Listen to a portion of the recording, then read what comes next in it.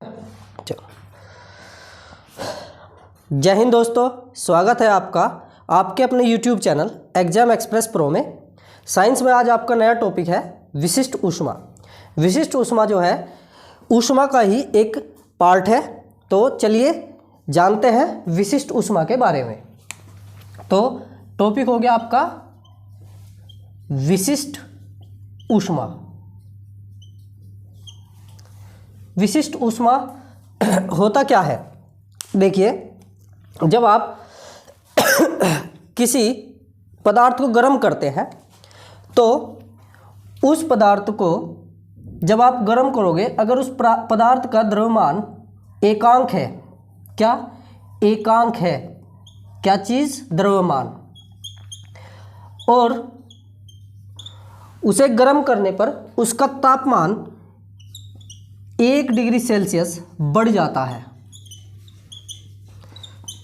तो एकांक द्रव्यमान की इस वस्तु का तापमान 1 डिग्री सेल्सियस बढ़ाने के लिए जितने ऊष्मा की मात्रा की आवश्यकता पड़ेगी, ऊष्मा की इस मात्रा को ही हम क्या बोलेंगे? विशिष्ट ऊष्मा। क्या कहेंगे? विशिष्ट ऊष्मा। ये विशिष्ट ऊष्मा C से प्रदर्शित की जाती है। किससे प्रदर्शित की जाती है? C से प्रदर्शित की जाती है। ठीक है। इसका जो मात्रक होता है जूल किलोग्राम केल्विन, जूल प्रति किलोग्राम केल्विन। ठीक है। तो एक बार दोबारा से समझिए, किसी एकांक द्रव्यमान के पदार्थ का तापमान 1 डिग्री सेल्सियस बढ़ाने के लिए प्रयोग की जाने वाली या जितनी ऊष्मा की आवश्यकता होती है उसे ही हम क्या बोलेंगे? विशिष्ट ऊष्मा बोलेंगे। ठीक है। विशिष्ट ऊष्मा को आप C से प्रदर्शित करते हैं और इसका जो मात्रक होता है जूल प्रति किलोग्राम केल्विन। क्या होता है? जूल प्रति किलोग्राम केल्विन। ठीक है। मतलब यहाँ से आप समझ लीजिए, एकांक तापमान की वृद्धि करने के लिए किसके? एकांक द्रव्यमान के पदार्थ के जितनी ऊष्मा की आवश्यकता पड़ रही है, जितनी ऊष्मा की आवश्यकता होती है, उसे ही हमने क्या बोला? विशिष्ट ऊष्मा बोला। इसे C से प्रदर्शित कर दिया। ठीक है। ये विशिष्ट ऊष्मा 2 प्रकार की होती है। कौन कौन सी होती है? एक Cp और एक होती है Cv। जो ये Cp होती है वो होती है स्थिर दाब पर। किस पर? स्थिर दाब पर विशिष्ट ऊष्मा। ठीक। यहाँ जो P यूज किया गया, जो ये P का प्रयोग किया गया है, ये P का मतलब है प्रेशर। प्रेशर मतलब दाब, स्थिर दाब की विशिष्ट ऊष्मा। और एक होता है स्थिर आयतन की विशिष्ट ऊष्मा। ये होती है क्या? स्थिर आयतन की विशिष्ट ऊष्मा। ठीक है। स्थिर आयतन पर विशिष्ट ऊष्मा। अब ये आपको ध्यान रखना है, किसी भी पदार्थ की जो स्थिर दाब पर विशिष्ट ऊष्मा होती है वो हमेशा ज़्यादा होती है किससे? स्थिर आयतन पर विशिष्ट ऊष्मा से। और जो स्थिर दाब की विशिष्ट ऊष्मा और स्थिर आयतन की विशिष्ट ऊष्मा है, इन दोनों में एक संबंध होता है Cp - Cv बराबर R। इसे बोलते हैं मेयर सूत्र। ठीक है। क्या बोला जाता है? मेयर सूत्र। तो आपको इतना इसमें याद रखना है। अब इसमें मैं आपको कुछ पदार्थ बता देता हूं जिनके लिए विशिष्ट ऊष्मा कितनी होती है, वो भी मान मैं आपको यहां बता देता हूं। इसे आप अच्छे से नोट कर लेना। जैसे अगर मैं बात करूं बर्फ की विशिष्ट ऊष्मा। किसकी? बर्फ की विशिष्ट ऊष्मा। जो बर्फ की विशिष्ट ऊष्मा होती है, किसकी? बर्फ की। मैं एक तरफ लिख देता हूं पदार्थ और एक तरफ लिख देता हूं उसकी विशिष्ट ऊष्मा।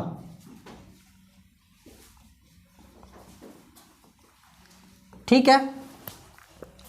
एक तरफ लिख देता हूं पदार्थ और दूसरी तरफ उसकी विशिष्ट ऊष्मा। पदार्थ बर्फ है और उसकी विशिष्ट ऊष्मा होती है 2100 जूल प्रति किलोग्राम केल्विन। क्या है? पदार्थ है बर्फ, उसकी विशिष्ट ऊष्मा है 2100 जूल प्रति किलोग्राम केल्विन। ठीक है। उसके बाद दूसरा पदार्थ है पारा।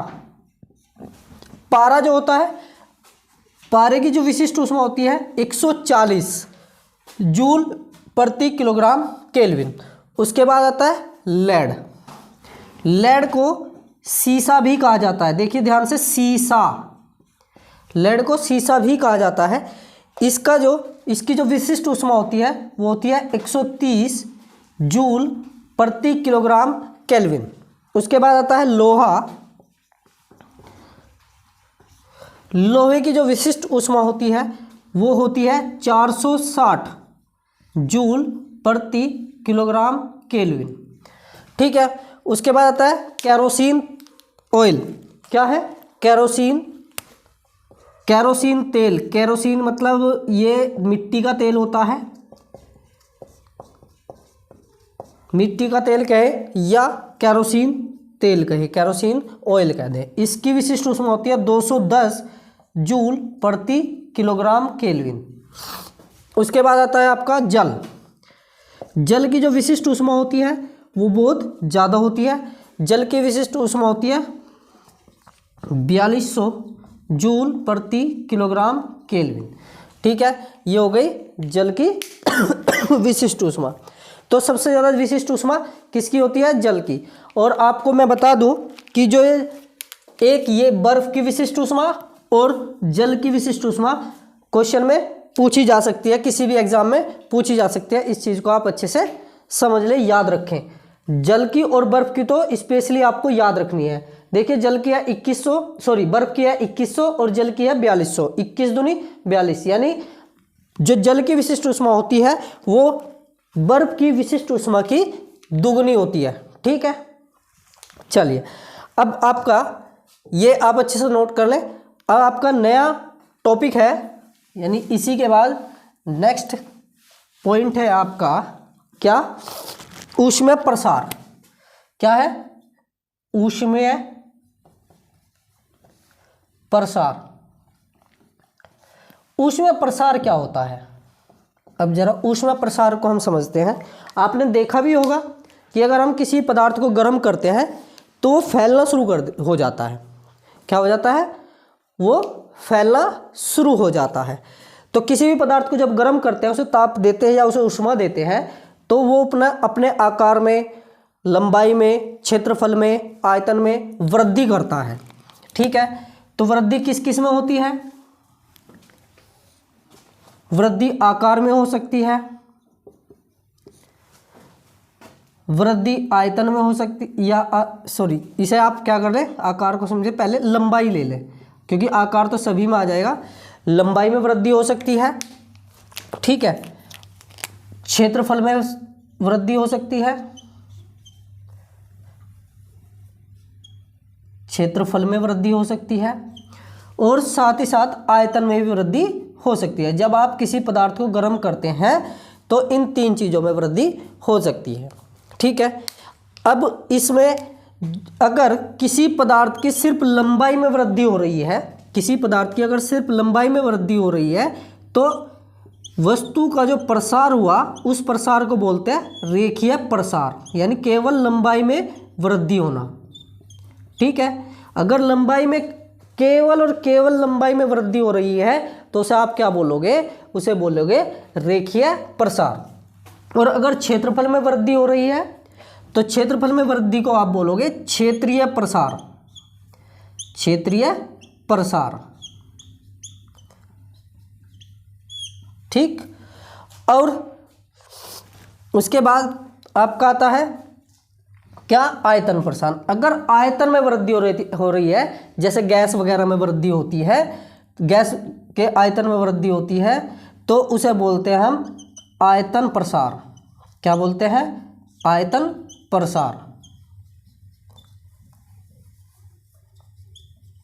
तो ये तीन प्रकार के प्रसार हो सकते हैं, यानी जब आप किसी वस्तु को गर्म करेंगे तो उस वस्तु की लंबाई में भी प्रसार हो सकता है, किसी की लंबाई में प्रसार हो जाए, किसी के क्षेत्रफल में प्रसार हो जाए, या किसी के आयतन में प्रसार हो जाए। तो अगर लंबाई में प्रसार होता है तो उसे आप रेखीय प्रसार बोलते हैं, और अगर क्षेत्रफल में प्रसार होता है तो उसे क्षेत्रीय प्रसार बोलते हैं, और अगर सिर्फ और सिर्फ आयतन में प्रसार होता है तो उसे आप क्या बोलते हैं, आयतन प्रसार बोलते हैं।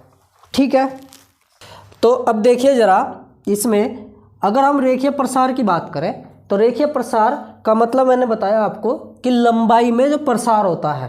ठीक है, अब इसमें जो लंबाई में प्रसार होता है, मान के चलते हैं एक ये छड़ है कोई, और इस छड़ की लंबाई कितनी है, L है।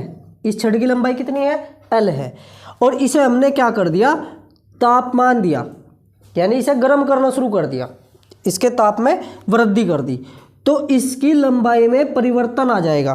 क्या आ जाएगा, लंबाई में परिवर्तन आ जाएगा। मान के चलते हैं ये लंबाई में परिवर्तन आया, और इस लंबाई के परिवर्तन को बोल दिया आपने कि ये डेल्टा एल परिवर्तन आया। कितना परिवर्तन आया, डेल्टा एल परिवर्तन आया, और ये डेल्टा एल परिवर्तन किसके अनुक्रमानुपाती होगा, ये डेल्टा एल परिवर्तन एल के अनुक्रमानुपाती, यानी प्रारंभिक लंबाई के अनुक्रमानुपाती, और ये परिवर्तन ताप में परिवर्तन या ताप में वृद्धि के अनुक्रमानुपाती होता है। ठीक है, किस किस के अनुक्रमानुपाती, लंबाई, प्रारंभिक लंबाई के अनुक्रमानुपाती, यानी जो परिवर्तन आया लंबाई में वो लंबाई के अनुक्रमानुपाती, और साथ ही साथ जितने तापमान में आपने वृद्धि की है उसके अनुक्रमानुपाती होता है। ठीक है, अब क्या किया जाए, इसमें क्या होगा, इनके अनुक्रमानुपाती के चिन्ह को हटाने के लिए एक नियतांक लिया जाता है। ठीक है, यानी आप ये कह सकते हो ना, L इंटू डेल्टा टी, यानी डेल्टा एल अनुक्रमानुपाती L इंटू डेल्टा टी।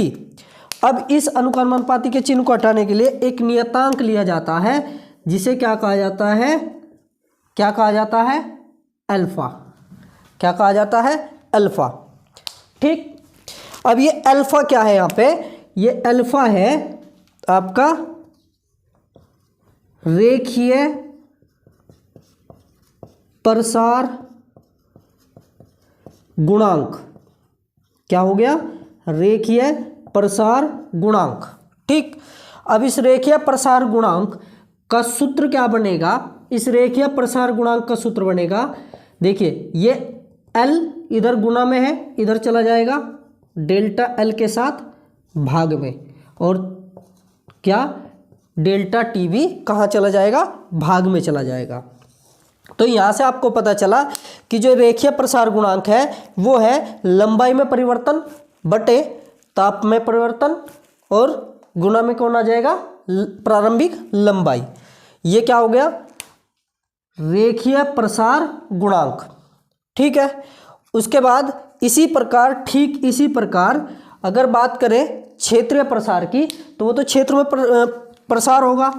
तो मान के चलो कोई ये सीट है, और इस सीट में आपने तापमान यानी ऊष्मा देनी शुरू की, और इसके तापमान में डेल्टा टी परिवर्तन आ गया, और इसका प्रारंभिक क्षेत्रफल A था।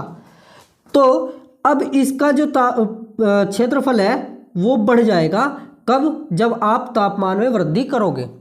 तो जैसे ही आपने तापमान में वृद्धि की, अब इसके क्षेत्रफल में परिवर्तन आ गया, कितना, डेल्टा A का। ध्यान रखिए ये डेल्टा A जो है क्षेत्रफल में परिवर्तन है, डेल्टा L लंबाई में परिवर्तन है, और डेल्टा T तापमान में परिवर्तन है। तो जो ये परिवर्तन होगा ये किस किस के अनुक्रमानुपाती होगा, ये अनुक्रमानुपाती होगा प्रारंभिक क्षेत्रफल के, और साथ ही साथ अनुक्रमानुपाती होगा किसके, ताप में परिवर्तन के, यानी ताप में वृद्धि के। ठीक है, अनुक्रमानुपाती होगा, यानी इसके बढ़ने पर ये भी बढ़ेगा, सीधी सी बात है। अब क्या करें, दोनों को इकट्ठा कर दो, delta A अनुक्रमानुपाती A into delta T। ठीक है, अब यहाँ से क्या बन जाएगा, यहाँ से इस अनुक्रमानुपाती के चिन्ह को हटाने के लिए एक आपको लेना पड़ता है नियतांक, और वो नियतांक होगा क्या, बीटा। अब ये जो बीटा है ये बीटा हो जाएगा आपका, बीटा क्या हो जाएगा, क्षेत्रीय प्रसार गुणांक।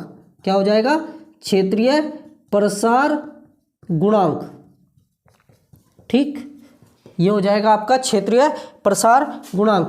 तो बीटा इज इक्वल टू क्या बनेगा, डेल्टा ए बटे ए इंटू डेल्टा टी।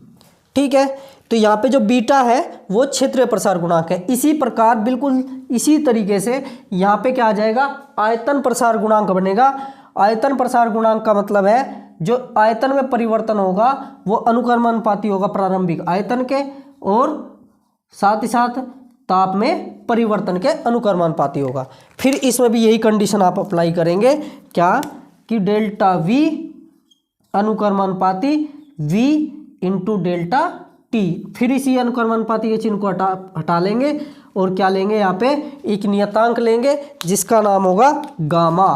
क्या नाम होगा, गामा। ठीक, ये हो गया गामा। अब गामा का जो सूत्र बनेगा वो क्या बनेगा, डेल्टा वी बटे वी इंटू डेल्टा टी। ये गामा का सूत्र बनता है। ठीक, अब गामा को क्या कहा जाता है, गामा को कहा जाता है आयतन प्रसार गुणांक।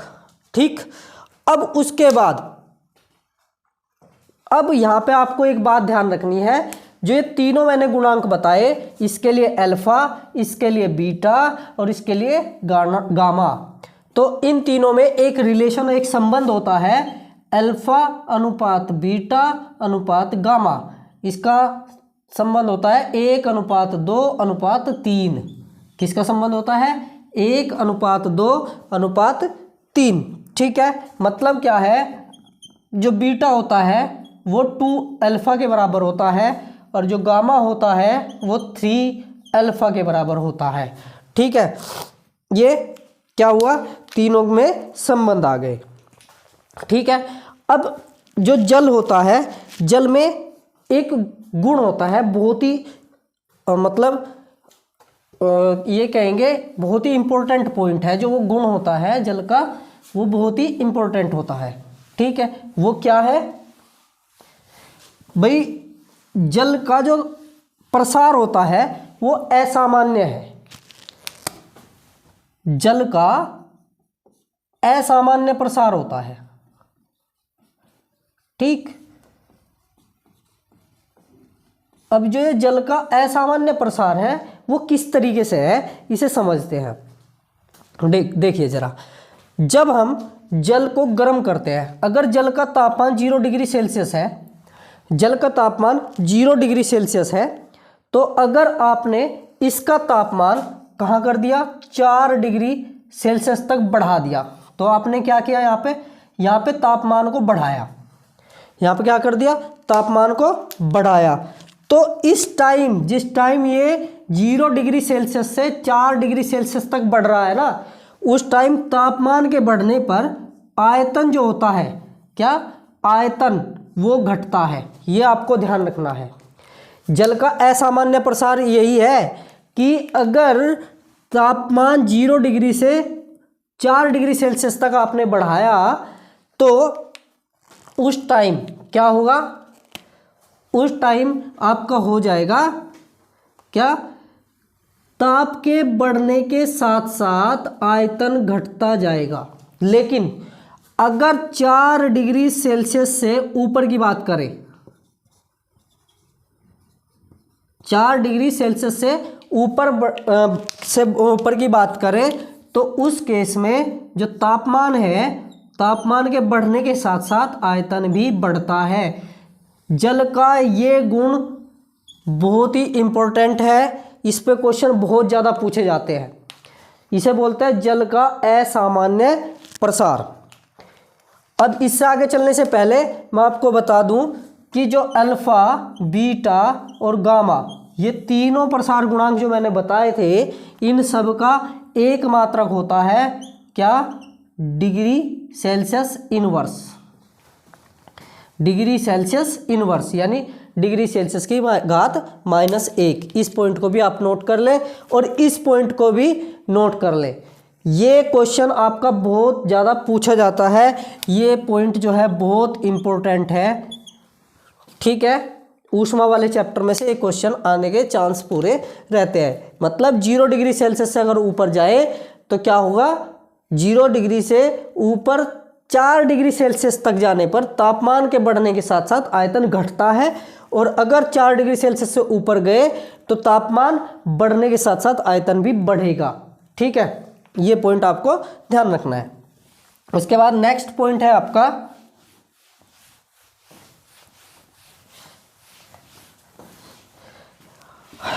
ऊष्मा चालन। ऊष्मा का क्या बोलते हैं, आपका नेक्स्ट पॉइंट आ जाएगा ऊष्मा का संचरण। क्या आ जाएगा, ऊष्मा का संचरण। ठीक, ऊष्मा संचरण इसे बोलते हैं।